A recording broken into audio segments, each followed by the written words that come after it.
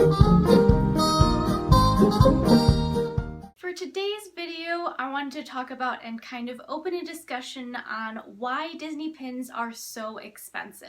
Once you kind of get into the hobby, it becomes clear pretty quickly that collecting and trading pins is not super cheap. There are definitely lots of ways to be budget conscious, and a lot of times you can find good deals on pins if you're patient, but if you have the money, there are some pins that you can end up buying for hundreds and hundreds of dollars. And so what makes some of these pins so expensive? I first wanted to start off by talking about the high price of Disney retail. Disney is a company, and like most companies, they just want to make as much money as possible. And so they just keep raising the prices of their pins higher and higher. The magical mystery pins used to be the cheapest singular pin you could buy. Those were $5. Disney just now has increased their price to $7. And now in the parks, the cheapest rack pin that you can buy is $10. Most limited edition pins in the parks sell for at least $17. And so Disney themselves just keeps upping and upping their base price. Now, I don't know if this is true, but this is at least what I think about it. You'll notice that a lot of Disney merchandise, including pretty much all of the open edition pins, do not have specific price tags. They have color codes on them. And so for something like rack pins that are going to be available in the parks for a long amount of time, it's much easier for Disney to put a color on them where they can just slap up a sign that says, now this color is going to be increased to a price of so-and-so, instead of having to actually change the price tags on the individual cards themselves. So I feel like that very easily allows them to raise prices during peak seasons and then also annually if they want to. And so an open edition pin can be a green pin, but what green means can vary drastically over years, and now has increased to $9.99.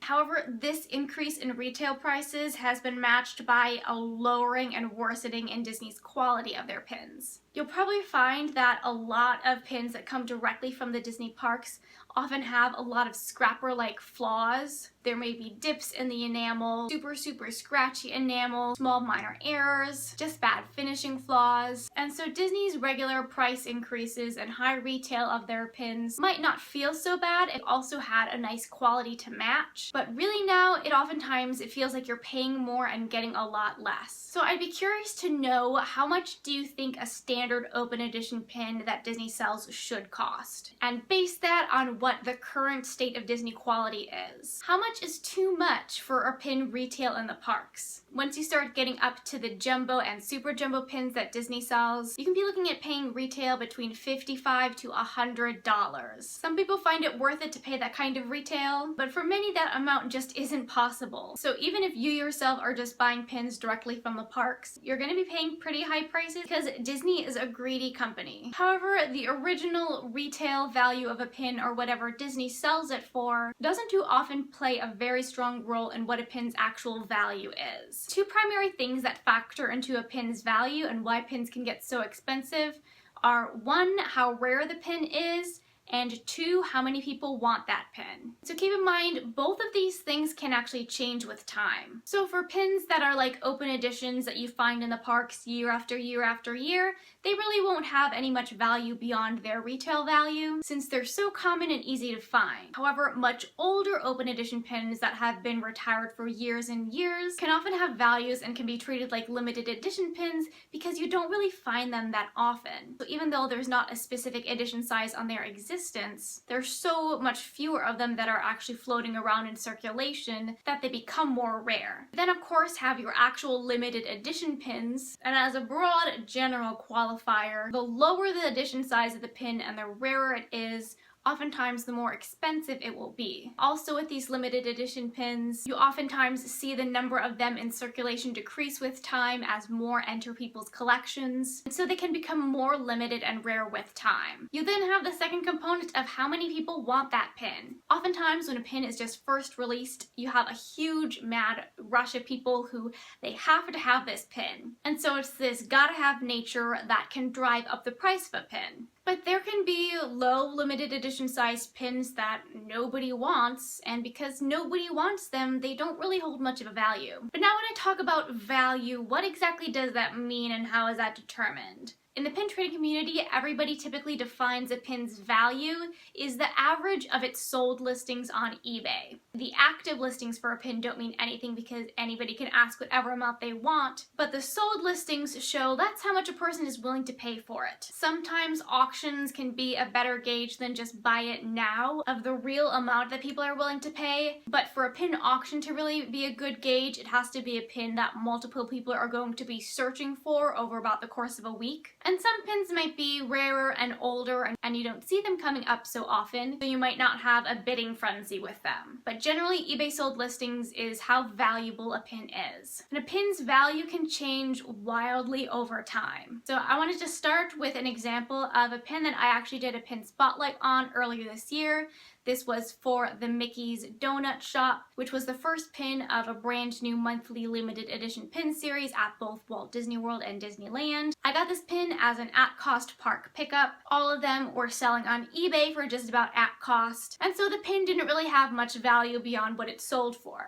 However, as of about the last few weeks, that same pin has been selling on eBay for between like $70 and $90. So how can a pin go from selling for about $20 to nearly $100?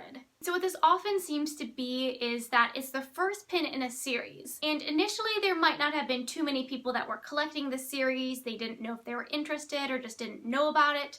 But as other pins in that series started to come out, they thought, hey, I think I want to complete this set. So then they really want to have the first pin in the series. But also keep in mind that these donut shop pins are limited edition of 3,000. Theoretically, there should be plenty of them floating around. So these super skyrocketed high values that you can see can be this combination of a lot of people now wanting them and they're being less available since other people like myself may now have them in their collections. So that I would guess that these types of crazy high values for this pin are just not sustainable because I don't see the demand for this type of pin being able to persist for too long. But this shows that even relatively high limited edition size pins from the parks can become really expensive. You can sometimes also see the alternative where a pin will actually lose value from its retail. That'll generally happen if it's a pin that ends up going to the outlets, or oftentimes I see it with year-dated pins, since it kind of becomes something that's not too relevant anymore. The other way that a pin can get very expensive very quickly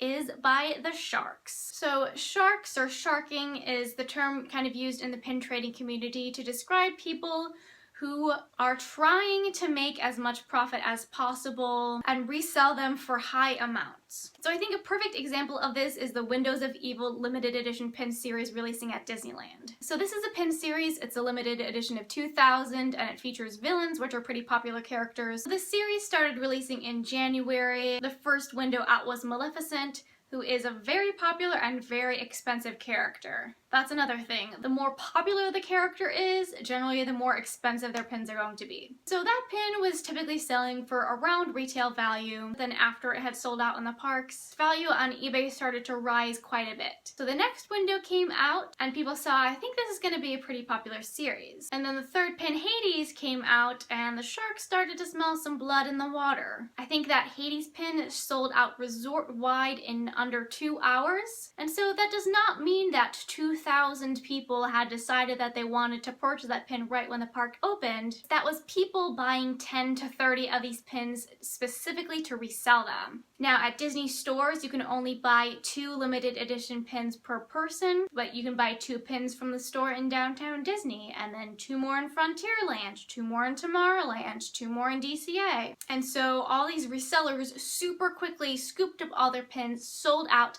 and so immediately they were being sold for high prices. Fast forward to this month when the Ursula pin was released, and that sold out, I think, in about 30 to 40 minutes. And the photos that I saw made it seem like Black Friday madness. People were taking many members of their family to go up and buy all the pins. Straight off the bat, people are trying to sell a park pin for like $60. And so this kind of sharking or pin flipping, totally dominated by resellers, artificially inflates the price of a pin because they right away create such a limited amount of supply. So it kind of depends on how desperate are people for those pins. What's notable about this Window of Evil series is that the first 5 pins have already been faked. I say the first 5 because yes, even the Oogie Boogie pin that hasn't even been released has already been faked. All of these fakes come without the backer card and with PP stamped on the back, which is supposed to mean pre-production. But all of these pins that you see without the card and with PP on the back, coming from both Hong Kong and US scrapper sellers, are all counterfeit. So even these counterfeit sellers are trying to sell these fake versions at a high price. But as more of these counterfeits come in, typically the price of the authentic one comes down. And this is why a lot of people hate fake pins so much, because they devalue the real ones. So I'm curious to see what happens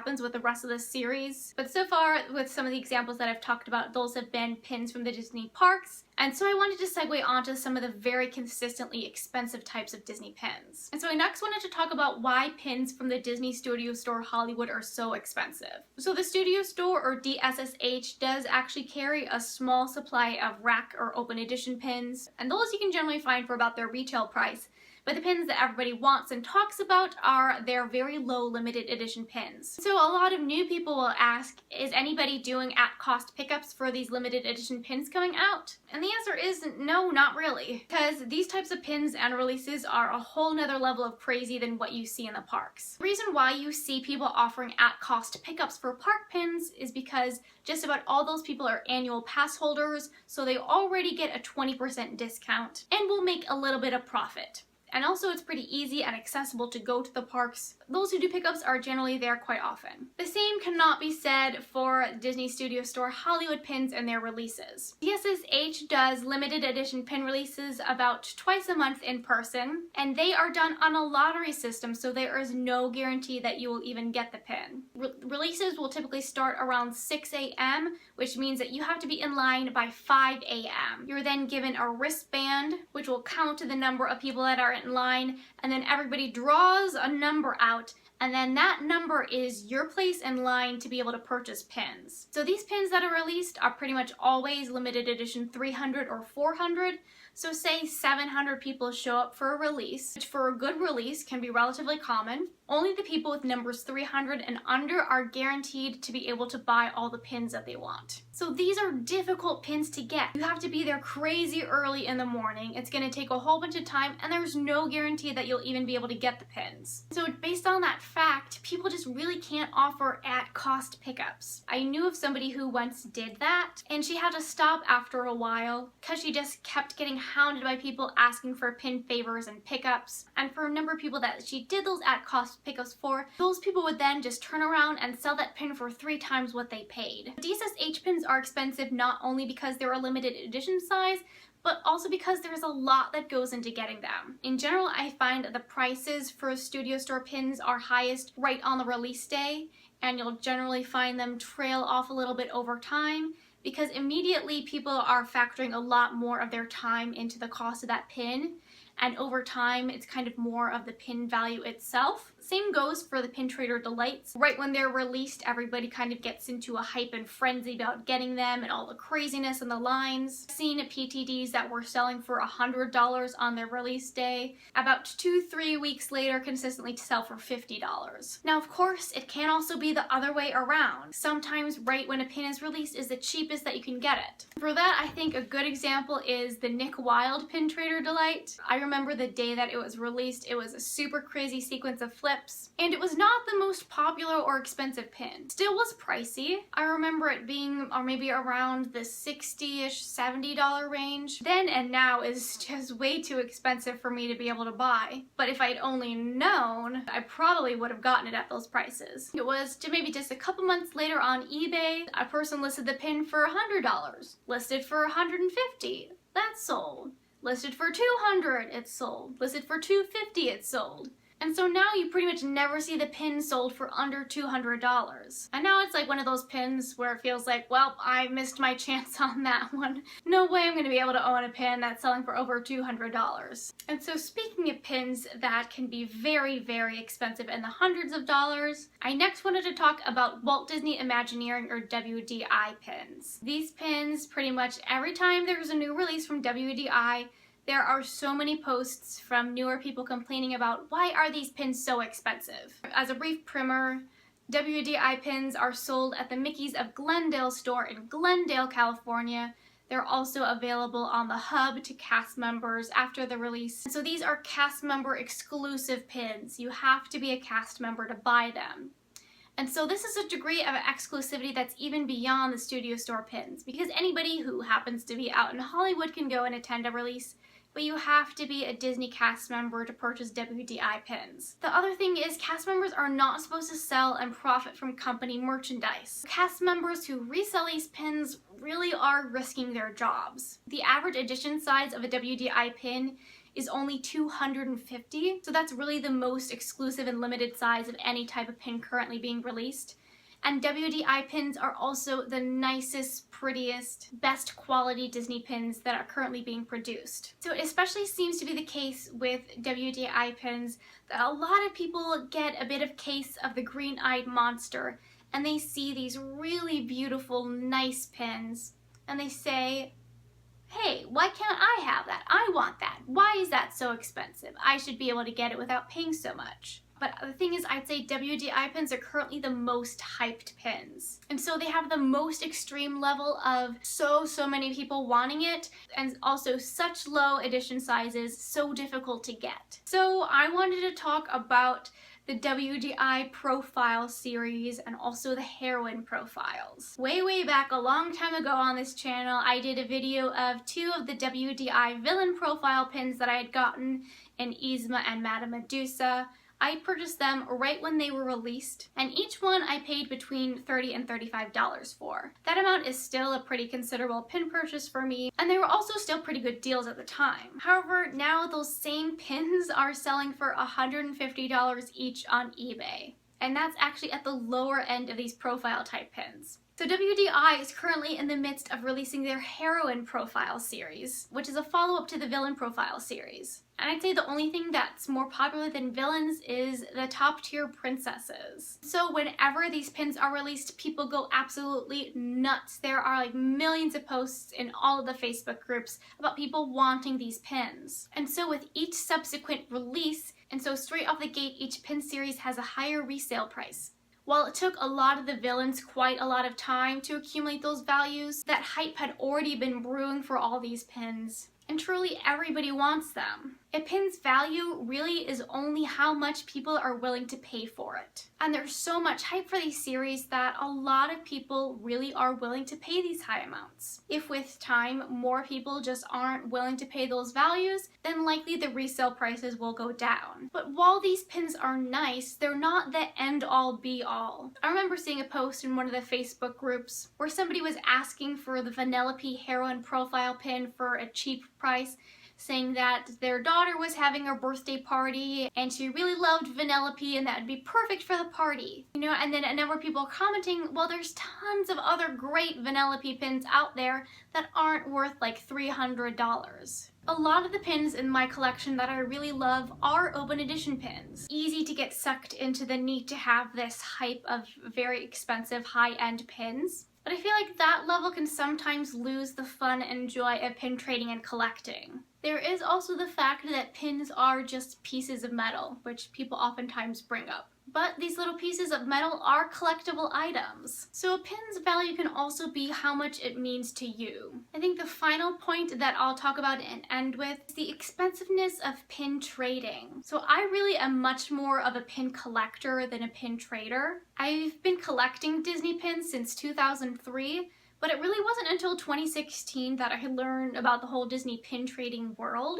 And so I do really like to trade like mystery pins or open edition pins. But I don't typically have too many traders on hand because it's really expensive to be able to afford the pins that are in your collection and also pins that you're just using to trade that somebody may or may not want. So I very rarely do any limited edition or higher end pin trading because I just don't really have any way to get those types of pins at a reasonable cost. I've gotten luck once with the online Disney Studio Store Hollywood release, and I was able to trade those pins. I've also gotten some good deals on eBay, but that type of pin trading and good traders really feels inaccessible unless you live in Los Angeles or Anaheim and have access to those types of limited edition pins at their original cost. And so I think that's the part that kind of feels like the most bummer for me. It's so hard to trade unless you have the money and means to do so. Back in the day, what now are some of the very expensive rare pins, they were released on the Disney Auctions website and Disney Shopping, which now is the Disney Store. And Disney Store has been starting to come out with some more limited edition pin releases, like the Stunning Silhouette series. But a lot of this high-end pin trading kind of feels like it's reserved for the elite in Southern California. So I'm kind of, fine and happy with trading my little mystery pins and open edition pins. I still think that is super fun. And a pin doesn't have to be expensive or valuable for you to really enjoy it. So I'd love to know your thoughts on this whole deal of expensiveness of Disney pins and pin values, how much you're willing to pay for a pin, ways that you make this hobby affordable, anything of the like. And I'd also be happy to answer any questions on the subject related in the comments below. So do let me know your thoughts on this, and thanks for watching. Aw, I have little Miss Micah here. She wanted to come and say hello. Yes. She always gets very curious when I start to record.